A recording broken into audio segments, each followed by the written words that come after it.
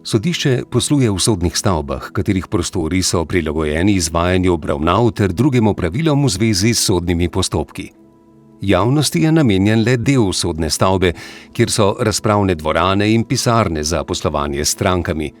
V sodni stavbi se izvajajo glavne obravnave in zaslišanja.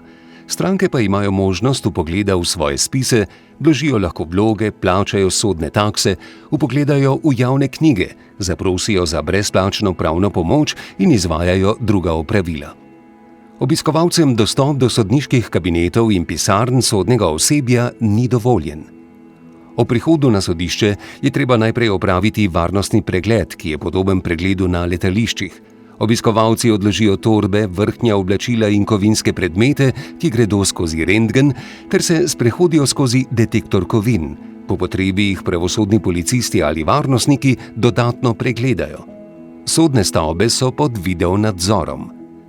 Uporaba mobilnih telefonov v sodnih stavbah je omejena. Prav tako znotraj stavbe ni dovoljeno fotografiranje ali snemanje, razen če ima obiskovalec za to posebno dovoljenje. Vabljene stranke morajo imeti s sabo vabilo, preostali obiskovalci pa morajo varnostnemu osebju povedati namen obiska sodišča. Po varnostnem pregledu stranko usmerimo proti želenemu prostoru. Glavne obravnave na sodiščih potekajo v razpravnih dvoranah. Če je teh več, so številčene.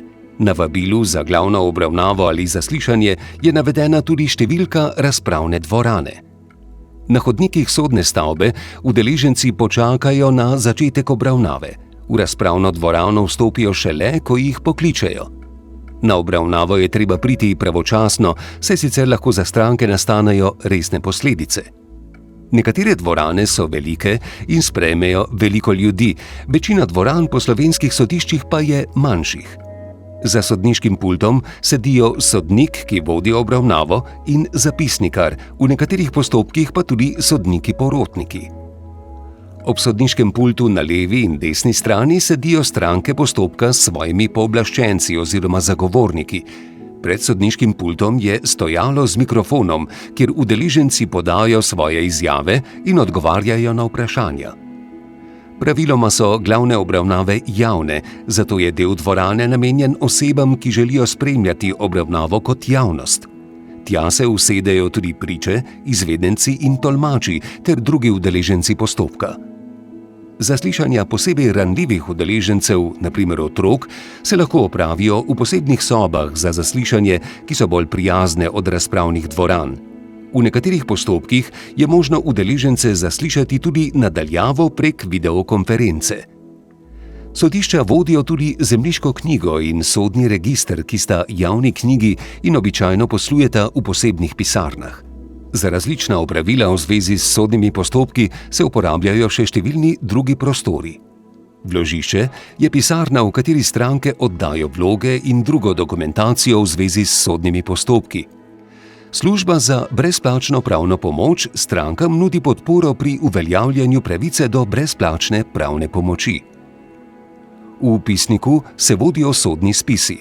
Tukaj lahko stranke v času uradnih ur dobijo informacije o konkretni zadevi, vpogledajo v spis in naročijo kopije spisa.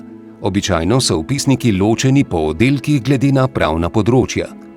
V glavi sodnega pisanja, ki ga stranka prejme, je v desnem kotu opravilna številka. Iz nje izhaja informacija o vpisniku, kjer se vodi zadeva. Na blagajni lahko stranka z gotovino ali plačilno kartico plača sodne takse, priče pa urejajo povračilo stroškov postopkov. Nevabljene stranke naj za obisk javnih knjig in drugih javnih prostorov sodišča na spletu preverijo uradne ure. Priporočljivo je tudi, da se za obisk predhodno najavijo. Udeleženci, ki so invalidi ali osebe s posebnimi potrebami, imajo pravico do enakopravnega sodelovanja v sodnih postopkih. Vse sodne stavbe še niso popolnoma prilagojene za poslovanje z invalidi in z osebami s posebnimi potrebami. Osebe, ki želijo uveljavljati pravico do enakopravnega sodelovanja v postopku, morajo to čim prej sporočiti sodišču, saj bo sodišče poslovanje v posamezni zadevi prilagodilo njihovim potrebam. Za več informacij obiščite spletno stran nasodišču.si. Vsebine animacij ne predstavljajo pravnega nasveta ali stališča sodstva in nimajo pravnih posledic, temveč so le informativne narave.